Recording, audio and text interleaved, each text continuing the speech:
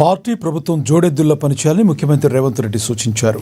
ఇవాళ పీసీసీ రాజకీయ వ్యవహారాల కమిటీ సమావేశంలో ఆయన పాల్గొన్నారు. పార్టీని ప్రభుత్వాన్ని సమన్వయంతో ముందుకు తీసుకెళ్తామన్నారు. 18 నెలల ప్రభుత్వ పాలన గోల్డెన్ పీరియడ్ అని చెప్పారు. బూత్, గ్రామ, మండల స్థాయిలో పార్టీ కమిటీలు ఏర్పాటు చేయాలని సూచించారు.